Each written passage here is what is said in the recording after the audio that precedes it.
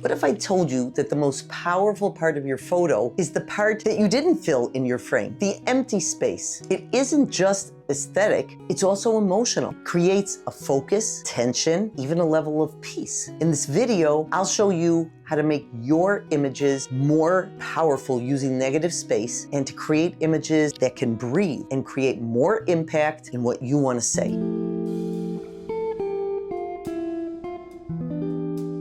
Negative space can add the different emotions without having to do something else.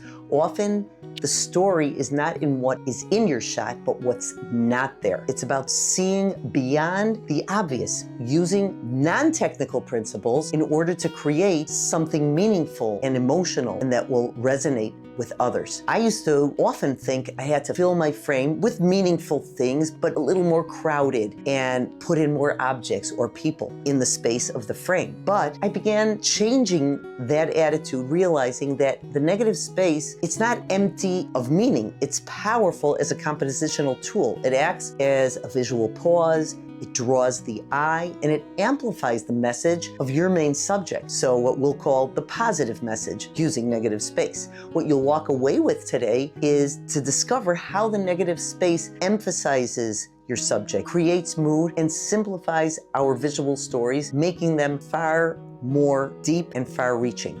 The negative space is not simply empty or unimportant. It is the area around and in between your main subject is very, very much connected to the meaning of your image. Using the negative space takes away visual clutter. A simple subject, a leaf, a stone, placed centrally in a cluttered frame could be far less meaningful than that same object on a totally empty surface with nothing around it. We can use a clear sky or a sidewalk or any kind of surface that gives a sense of emptiness and will just amplify our subject. Portraits, the subject of our portrait is our person. Sometimes we want a close-up, but often it can feel very cramped. We want to sometimes give empty space, that negative space, with our subject looking into the frame, looking out of the frame, but the rest of the frame is empty. It could be too cramped. We don't want that. We want a balanced space that allows our subject place to breathe and give us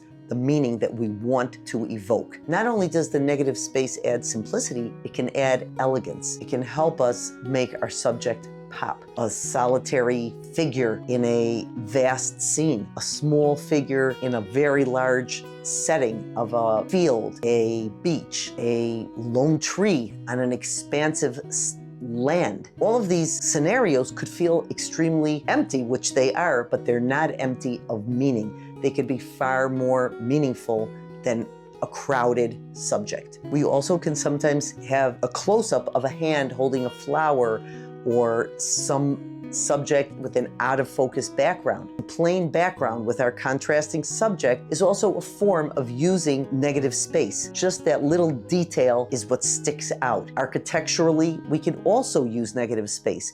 We can have a shot of a building that is very stark, or a solitary pillar against an open ceiling or an open sky. All of these act as clean negative space that will highlight the lines and the shape of the form that we're photographing. We want to craft a mood. We sometimes want to craft the mood of emptiness or loneliness. In other words, we want the mood to be felt through the negative space. Sometimes we can feel peace, sometimes isolation, sometimes tension, sometimes loneliness, sometimes serenity. A boat on a vast lake or some kind of minimalist landscape with maybe one figure at some spot in the large landscape. All of these can create also a sense of vulnerability. There are many moods on the spectrum that we could create without having to have an emotion showing on somebody's face. A figure walking away into the distance,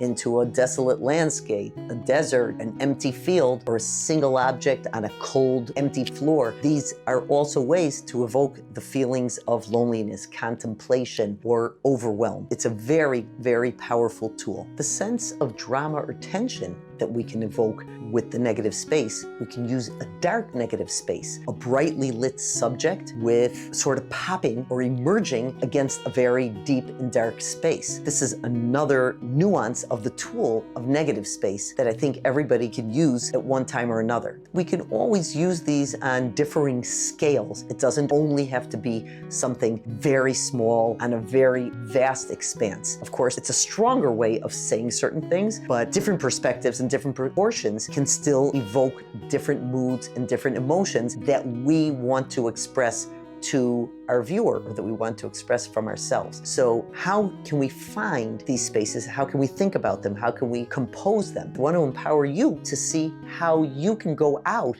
and use this tool in your own photography, in your own everyday photography. Look for walls, clean skies, calm water, open fields, even a simple fabric. Use high or low angles, shoot from high up, down below. That emphasizes the distance and the smallness of an object. I want you to look for simplicity, not complexity, in this exercise. As we often say, less is more. I could even say use more aggressive editing in Lightroom or whatever post-processing software you use. I personally am not a big fan of doing so many changes in my post-processing, but if you have a strong image and you would like it to be even stronger and there are some distracting elements, get rid of it using whatever software you use. There's so many AI tools to accomplish that. We often talk about how we compose an image. Do we center our subject? Do we use the rule of thirds? When you compose, quite often using the concept of negative space, you might want to put your subject at the right third or the left third,